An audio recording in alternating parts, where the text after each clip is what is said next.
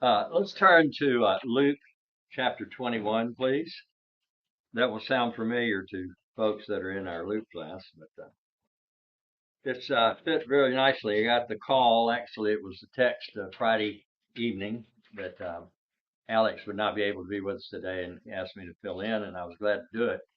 I had started a series last 2 weeks ago, and within our living memory, that on the most important week of the most important man that ever lived.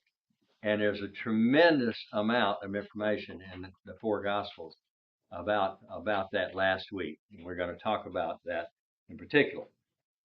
Specifically, we're going to talk mostly about the temple. I've been going to Temple University, just kidding.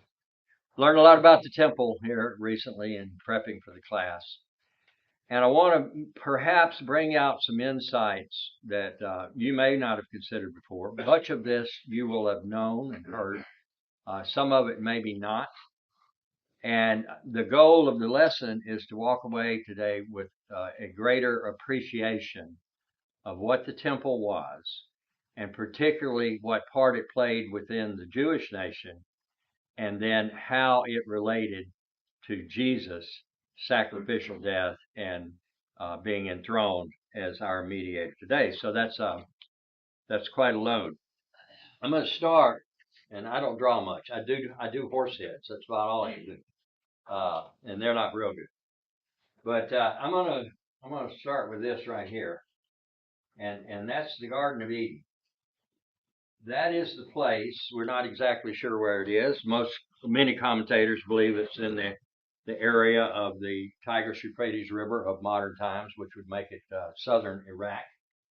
But that's Eden, and we've got Adam and Eve here, and they were in a paradise, really. They communed with God. God walked among them, talked to them, stood by and had Adam name the animals. You remember all of that occurred.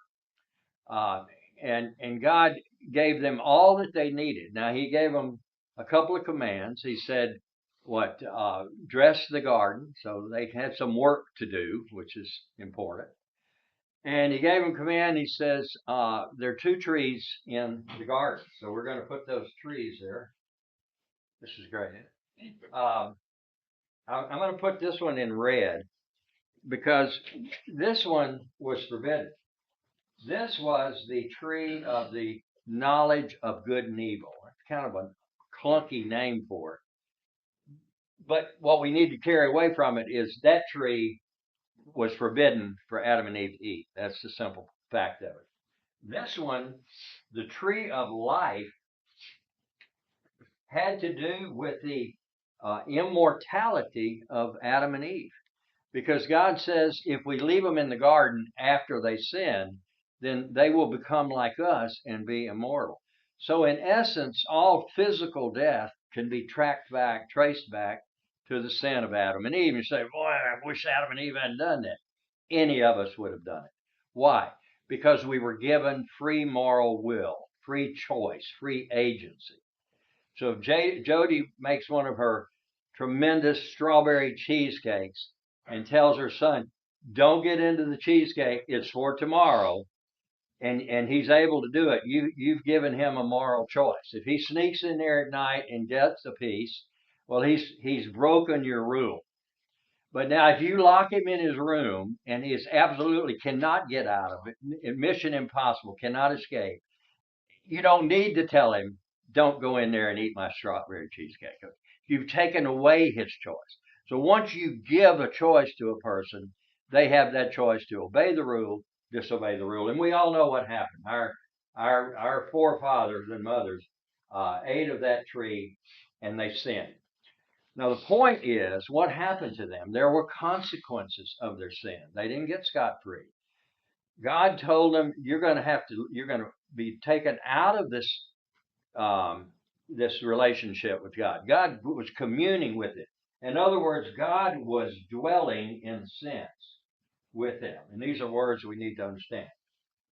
there was a sanctuary in a sense. Sanctuary, I think that's how you spell it, where God and man were in harmony and were reconciled to each other. Not even reconciled, they were just in harmony. God came down and communed with man. Now, what's happened after the fall, after the sin? Well, for Adam and Eve, they were expelled from the garden. And I want to make a point here. We're told explicitly that they were expelled to the east of the garden. And not only that, but God stationed some cherubim. And, boy, that's, they're some kind of winged creatures here. Told you I'm no artist. With great powers, some like angelic beings, and we know that angels have tremendous power, but they were to guard the entrance to that garden so that Adam and Eve nor anyone else could ever regain that presence with God. So sanctuary and the unity of God and man.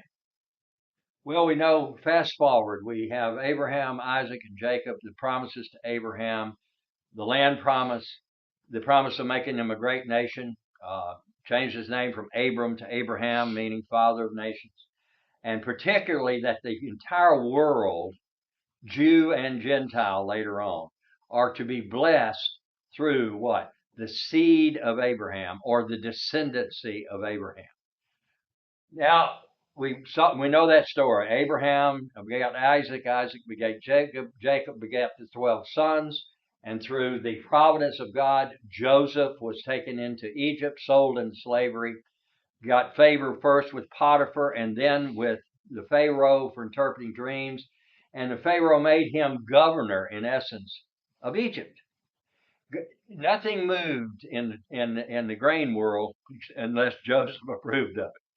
So the brothers and the family, only about 70 of them, were still back in Canaan. The famine affected them. They sent Jacob sent the brothers down, 10 of them, into Egypt to get grain. Joseph recognized them. They did not recognize Joseph. We know that story.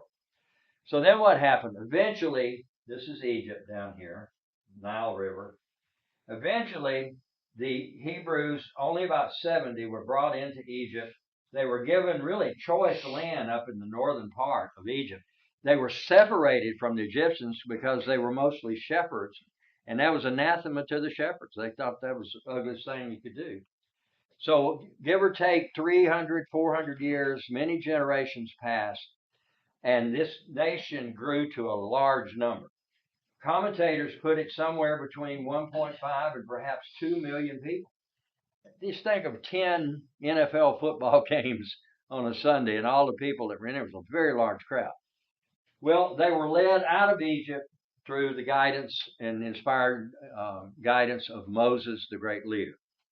About a year after that, they go down here to Mount Sinai. Moses goes up on the mountain and receives the 10 Commandments, and then a lot of other instructions. Part of the instruction was to build a tabernacle, and God gave him specific instructions of what that was to be. It was to be a portable structure that could be carried with them on their wanderings until they reached the promised land of Canaan.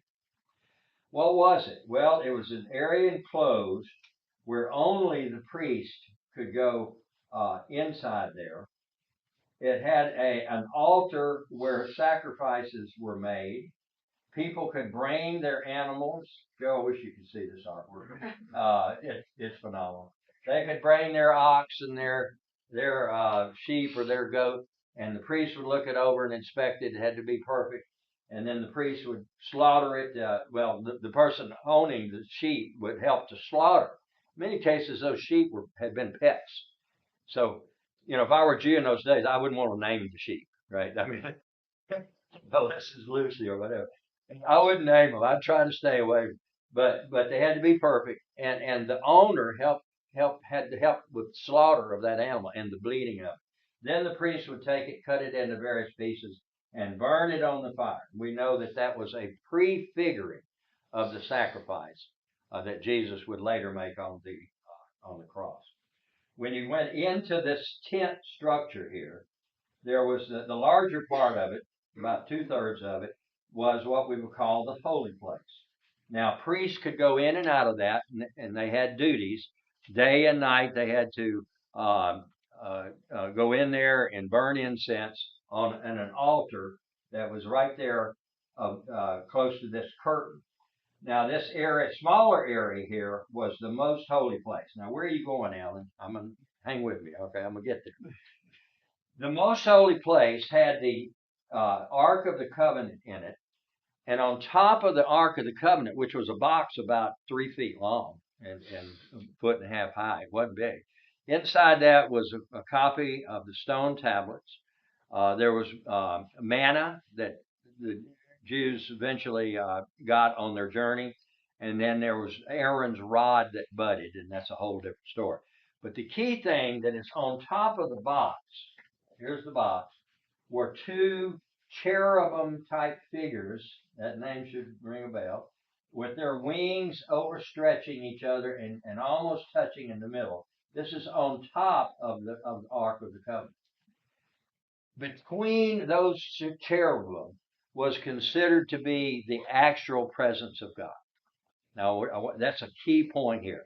In other words, God consented to come back and to dwell with man again, but in a very limited space and under very limited conditions. The conditions had to be, you had to be a priest even to get in the holy place. You had to be the high priest, the singular high priest, a descendant of Aaron, to go into that holy place. And he only did that, once a year on the Day of Atonement. Now, on that day, he had to first offer sacrifices for his own sin, because he's fallible, he's sinful. And then he offered multiple sacrifices for the nation of Israel. So don't we see that the high priest was acting as the mediator, as the representative for all of Israel? These are all the other folks, Joe. These are Doc. These are all these people that the high priest is acting as a mediator to go into the presence of God and offer that atonement once a year for the sins of himself first, because he's fallible, sinful, but then also for the whole nation of Israel. Obviously, that's a clear type of Jesus being our representative, our high priest, and Hebrews makes this very, very clear. But he only had to go in there, one time and for all time and for all the sins that you and I, and for that candy bar I stole when I was 8 years old, and any other sin I've ever committed and you've ever committed, every lie you may have told, every evil thought, Jesus died for that, and by that authority, he now is our mediator, and he is eager to mediate on behalf. He's anxious to offer up, and that's that mediation for us today. So, key points here. God and man dwelt together. They sanctuary here in the Eden. And then God comes down and dwells with man. And that's a word, dwell, meaning sanctuary. But another interpretation of the word dwell, and you can look that up, is tabernacle. Tabernacle. Now, Joe, if you see this, you couldn't read it because it's such a mess. All right, so I am going to erase that. Those are key points. God did dwell with men in the beginning, in a paradise. But through the sin of man, they were thrown away from the presence of God. And basically, the rest of history is the search to get back into the presence of God. And that's where we are right now. So I'm going to erase that. That handkerchief is done for it. No, wait a minute. It'll wash. So now, fast forward. The tabernacle lasted roughly 400 years. The Jews took it with them to Canaan, and they set it up in various places, and they continued to meet God in that tabernacle. Around 950 to 1000 BC, years before Christ, David captured the city of Jerusalem. Jerusalem is over here in Canaan. Now, it was a walled city. Oh, how clever. High tech. Jerusalem was a walled city occupied by the Jebusites, who were fierce fighters. But David was a fierce fighter, and David got into that city, captured the city, and made it, of course, the center of his kingdom. He brought that tabernacle down to Jerusalem, and during David's lifetime, we know he wanted to build a permanent structure called the temple. The temple, again, is a sanctuary. It's where God would be dwelling on earth with mankind.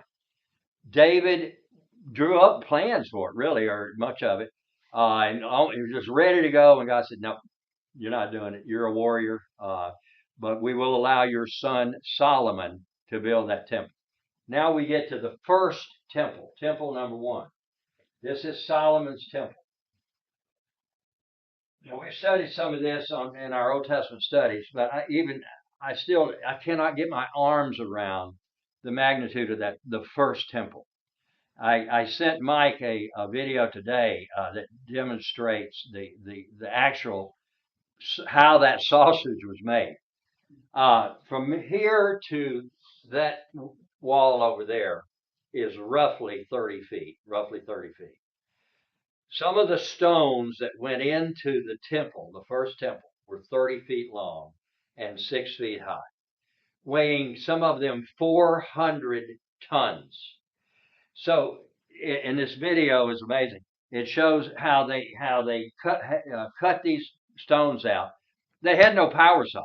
Okay, they didn't have all the instruments we have today. The way they did it is they would cut small cracks in a cliff of rock, solid rock, and they would put wood in that small crack and pour water onto the wood, over and over. Sometimes it would take weeks, but the wood would expand with the water, and it's ingenious.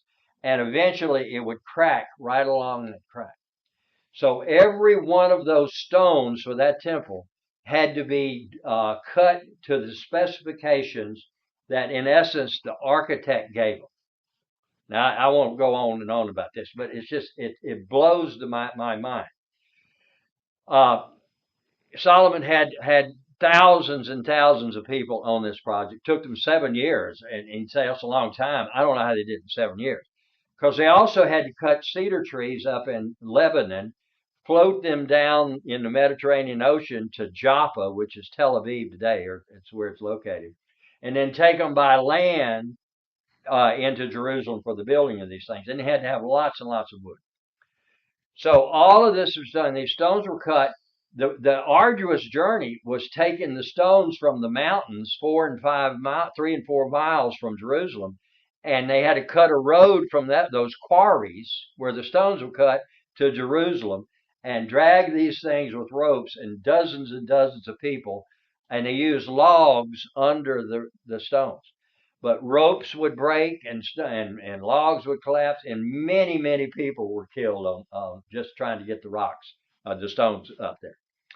Now get this: they get the stones to Jerusalem, and the command was there will be no clanging and hammers and noise, because this is a holy project. So every one of those cut stones, and they were huge, had to fit perfectly within the walls as they were being built, with no mortar.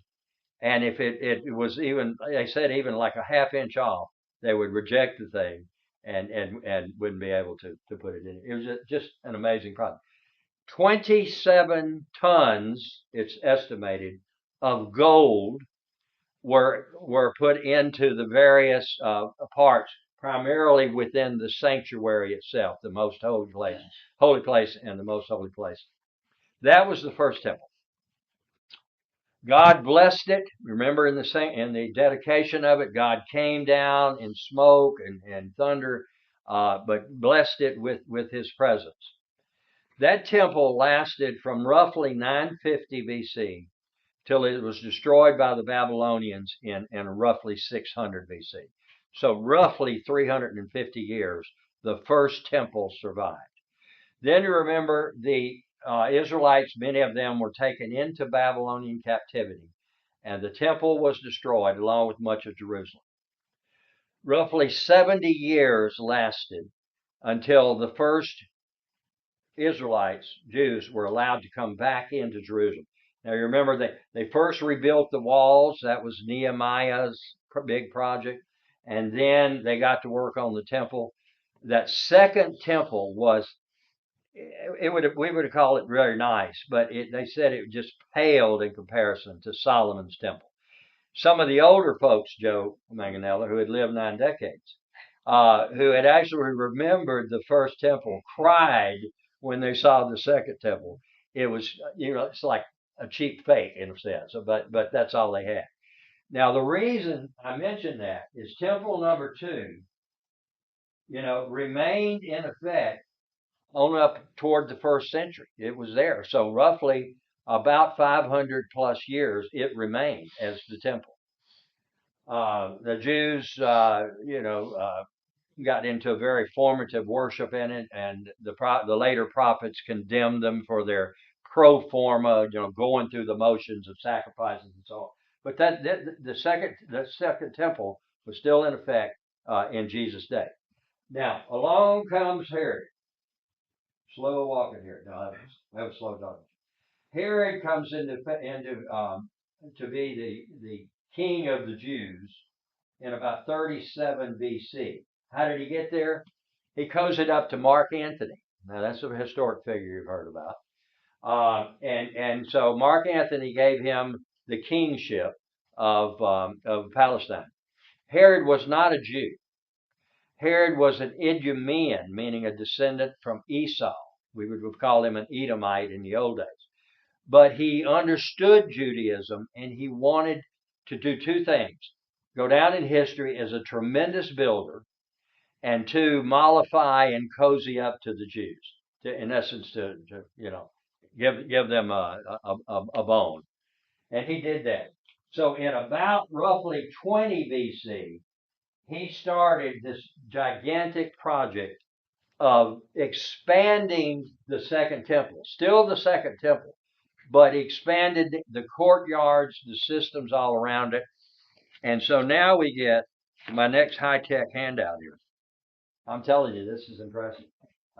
Even for me. It's numbered, coded.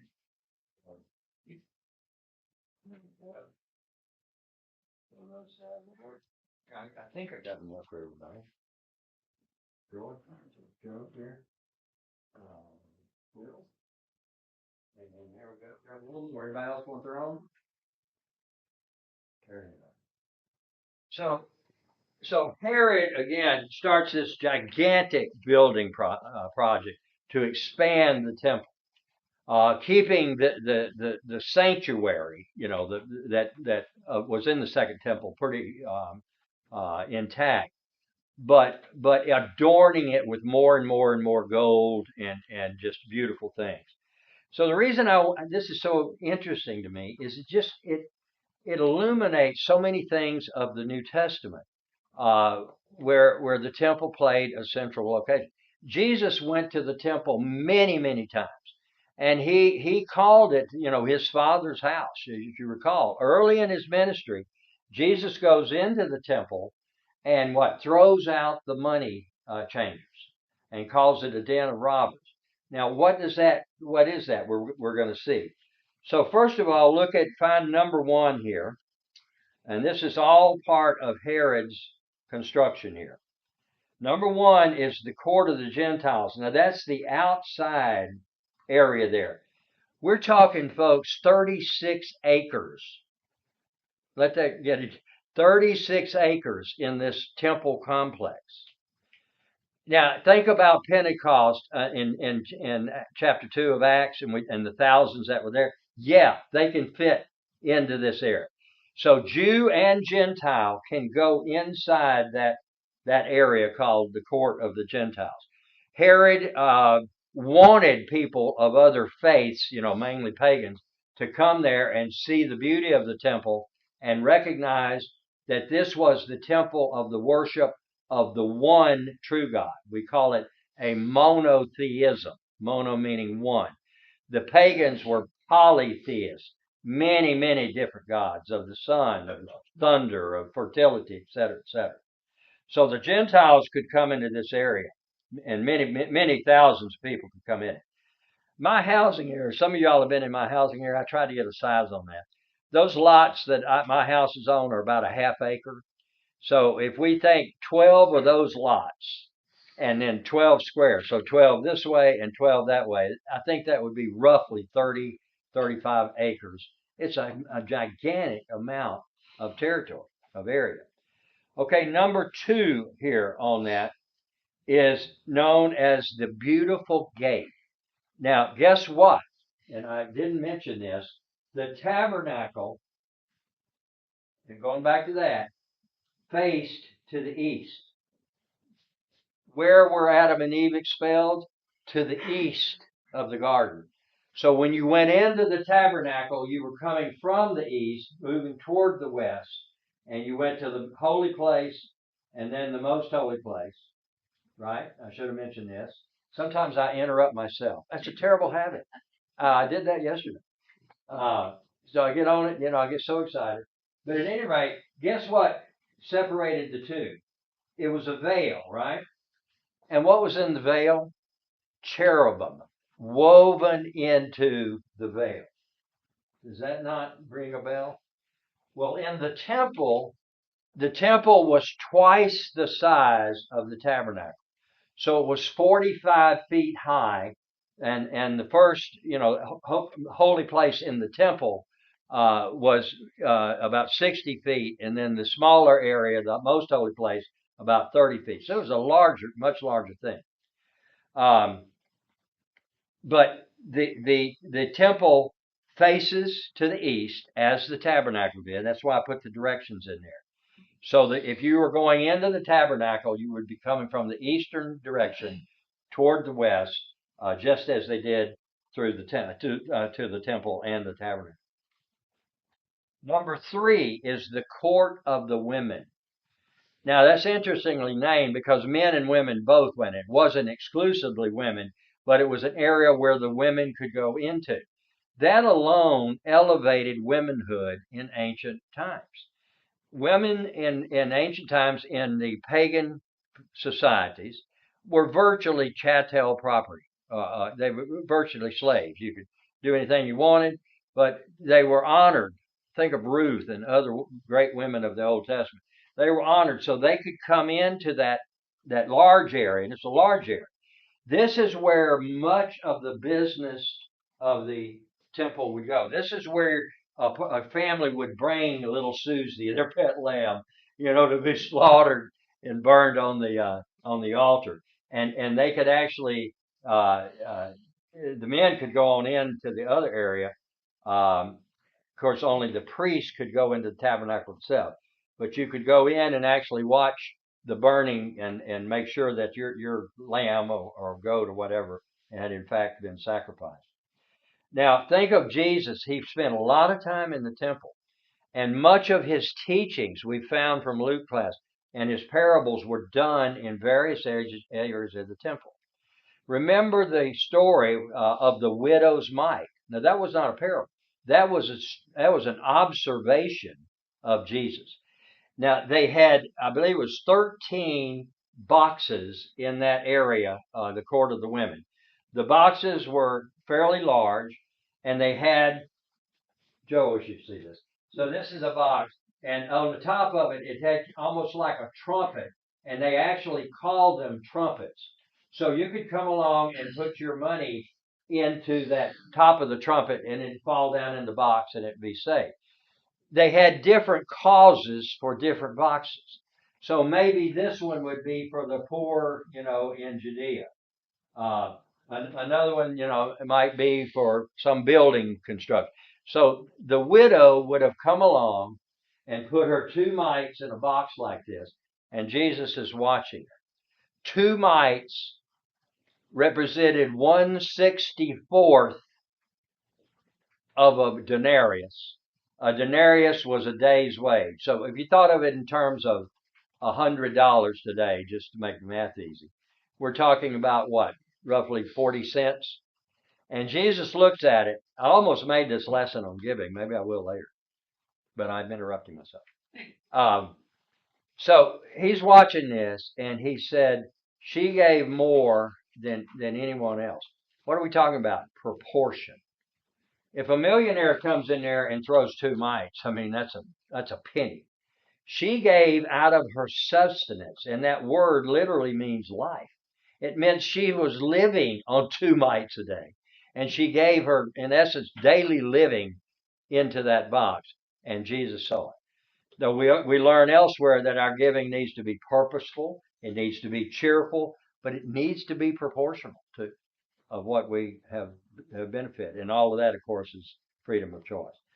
All right, number 4, that's an area of steps that are leading into the court of the priest. Now, past that point and that door there that's above the number 4, that's about a 30-foot high door where only the priest can go in from that point. And then 5, of course, is the temple itself, and it was very ornate. Many gold covered, not just gold covered, but gold artifacts in that, the cherubim, etc. And it's interesting, you remember that the tabernacle had one candelabra, typically called a menorah. In the temple, they had 5 rows of menorahs on one area and 5 rows on the other area. Now, here's a little interesting but a little known fact. The tabernacle had no windows in it. So the candelabra actually provided some light for the priests that are stumbling around in there, trying to, put in the showbread every Sabbath day, and lighting the fires and the candles, etc., like that. But the temple, holy place, actually had some cut windows up in the upper reaches there, so it had a little light, but it still had the menorahs, the candlesticks. So 10 of them a day they had to keep oil in and keep that running.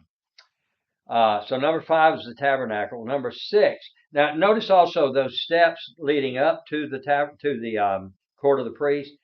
Perfect area for speaking, right? It's like a little amphitheater. And notice also I mentioned these outside walls are covered, so they give you protection from the blazing sun and any rain that might come. I'm reminded in Acts after Pentecost, the apostles they went daily into the temple preaching and teaching, and now you can visualize where you get large crowds in that. If you only think of the temple itself, you say, well, how did they get all the crowds in there? Now you can kind of see that.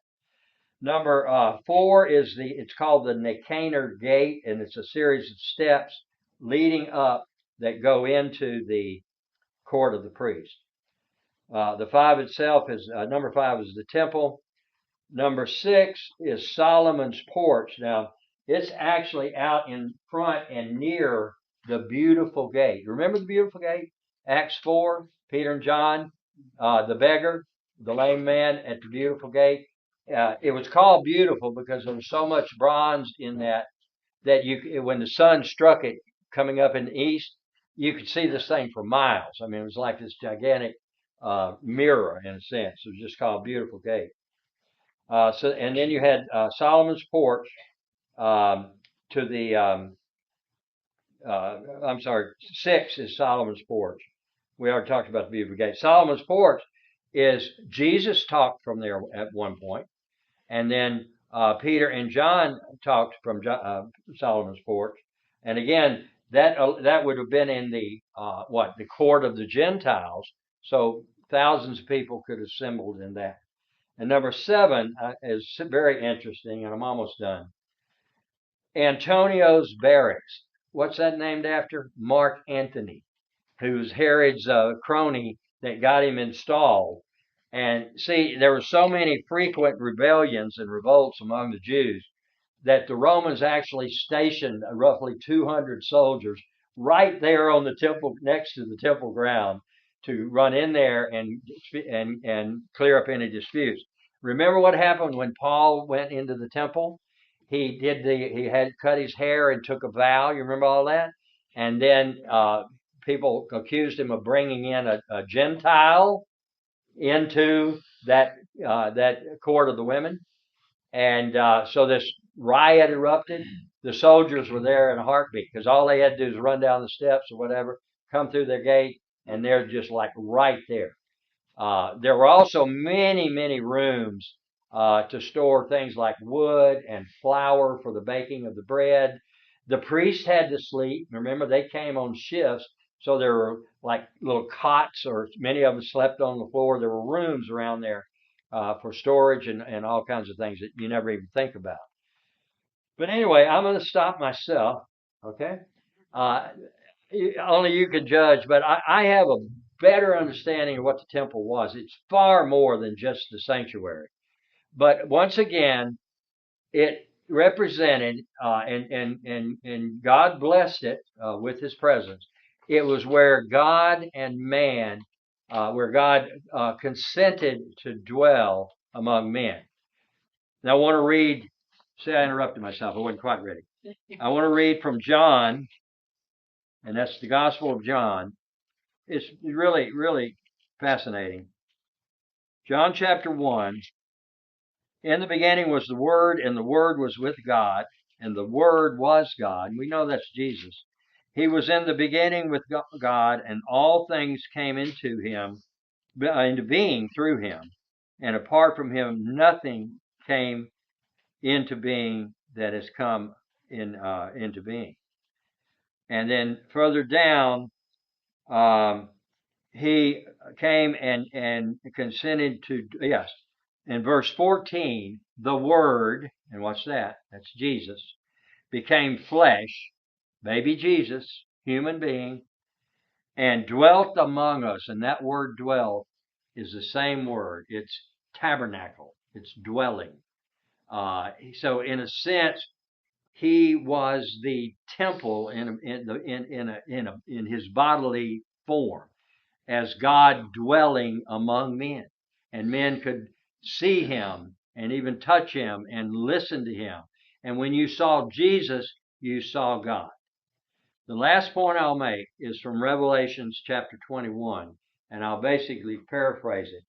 But in that vision of the heavenly city, the New Jerusalem, it says there's no temple because there's no need for a temple. Why? Because God dwells there.